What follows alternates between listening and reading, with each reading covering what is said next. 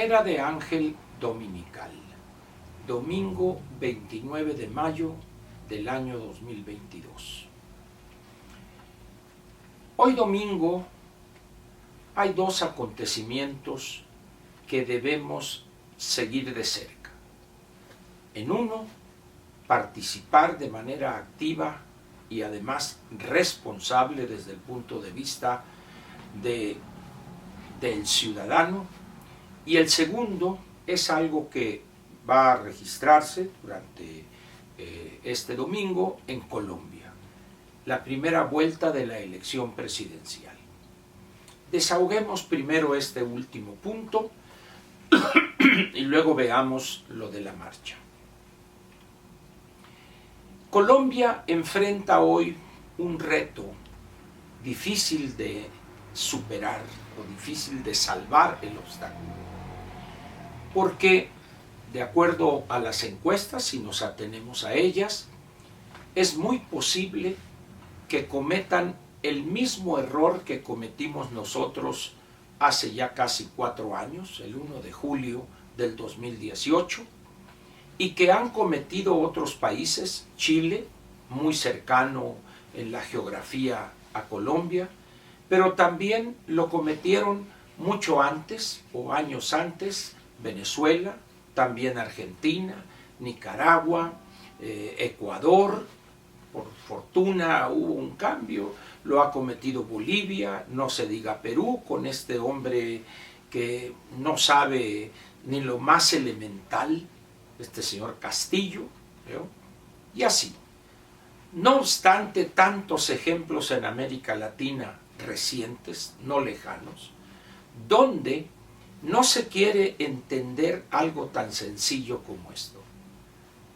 Cuando muchos hablan del cambio, cuando demagogos ofrecen el oro y el moro y ofrecen un cambio, el ciudadano no se da cuenta que la reversa también es cambio.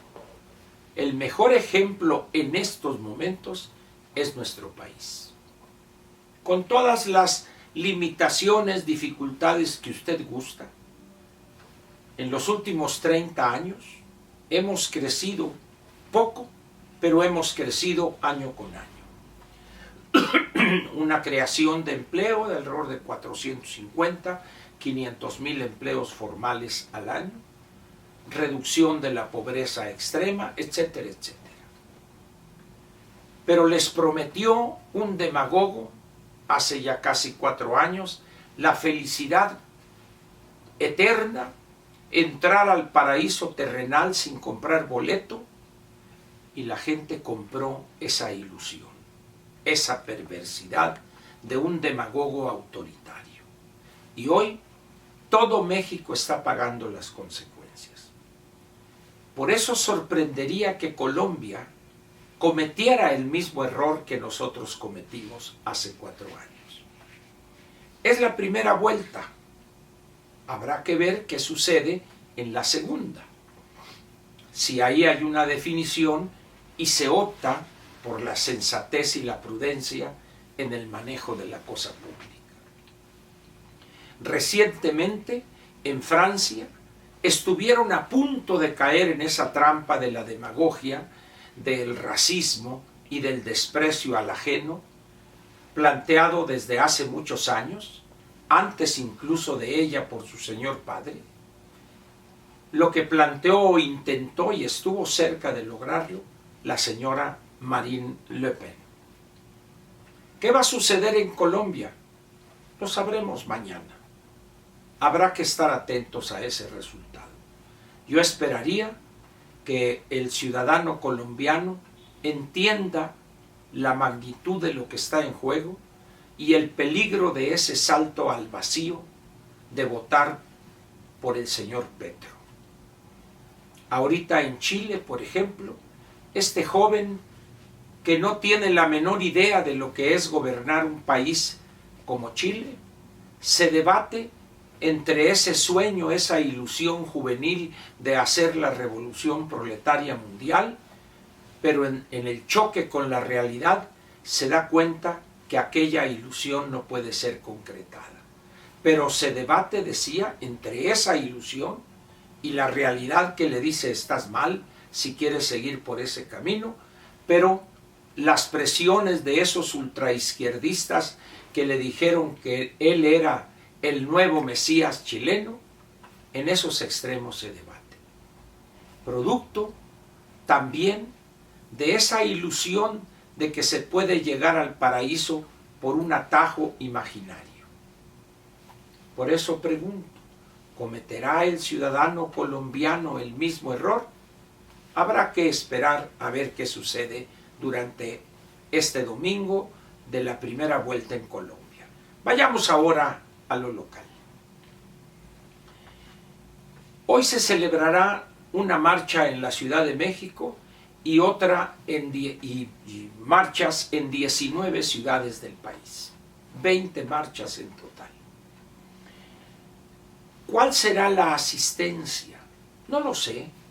No me atrevería a lanzar un pronóstico en torno a lo nutrido o desangelado de las 20 marchas, porque eso no es lo importante. Lo importante es, al margen del número de los que marchemos, es la decisión de marchar. Una marcha por la paz, pues podría parecer algo absurdo quizá, pero si revisamos las cifras de los homicidios en México, que este gobierno en 3 años, 6 meses ya igualó las cifras de los 6 años del gobierno anterior. Es muy probable que los homicidios lleguen a ser casi 200,000, si no es que un poco más, en este sexenio que decía que iba a lograr la paz en cuestión de días.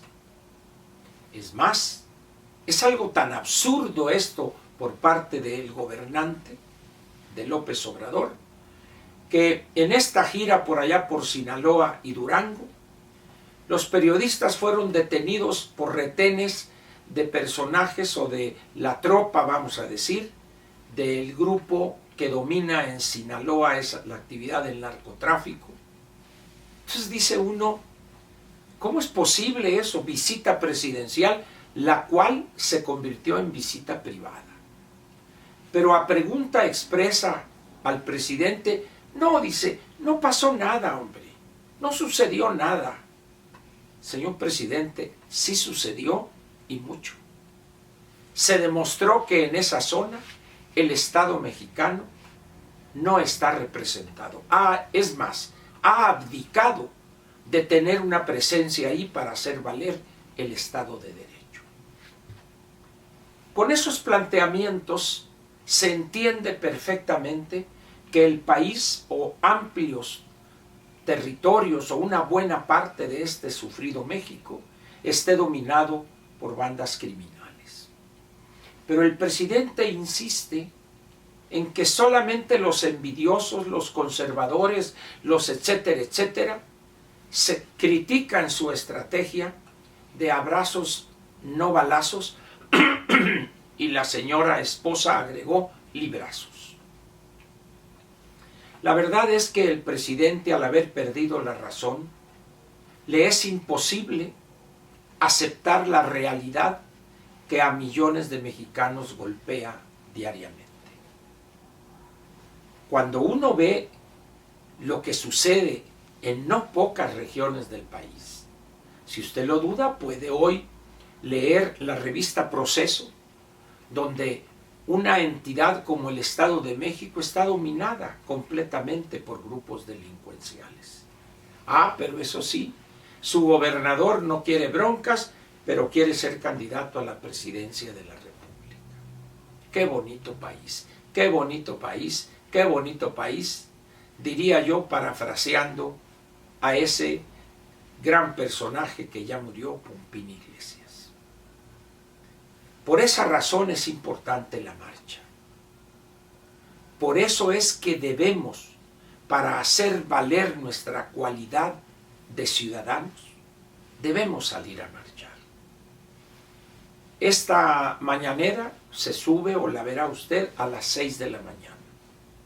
Ojalá la vea temprano y decida salir a marchar. nos reuniremos en el Ángel de la Independencia y a las 11 de la mañana empezaremos a marchar. Hágalo. Hágalo no por usted, hágalo por sus hijos y nietos. Demuestre que es usted un ciudadano preocupado por el futuro de este sufrido México. No piense en usted, piense en los que le siguen, hijos y nietos. Queremos un México unido y en paz. Muchos mexicanos ya expresan su coraje y su repudio a la situación que padecemos. Basta ya, o ya basta. Es prácticamente la consigna que cada vez más y más mexicanos aceptan. Por eso yo lo invito, le suplico encarecidamente que se una a nosotros mañana alrededor de las 11 de la mañana, un poco antes, para que a las 11 empecemos a marchar en paz y unidos, sin conocernos, pero hermanados por un objetivo común, que es tener un México en paz, un México de leyes, un México donde el Estado haga valer la ley y que con los instrumentos que tiene logre que la ley sea respetada por todos sin distingo alguno. Porque esa conducta del presidente raya en lo criminal. No hay otra forma de calificarla. Por eso le repito mi petición. Es domingo, hombre. Ya ganó ayer el Real Madrid y el Pachuca jugará ya tarde. Tiene usted tiempo suficiente para levantarse, un buen desayuno e ir al Ángel de la Independencia y en las otras ciudades ir al lugar designado para empezar a reunirse y empezar a marchar. Hágalo por los hijos y nietos. Hágalo por el futuro de este país. Ahí nos vemos mañana. Ahí podemos seguir platicando de esto. Espero que tome en cuenta esta petición respetuosa que le hago.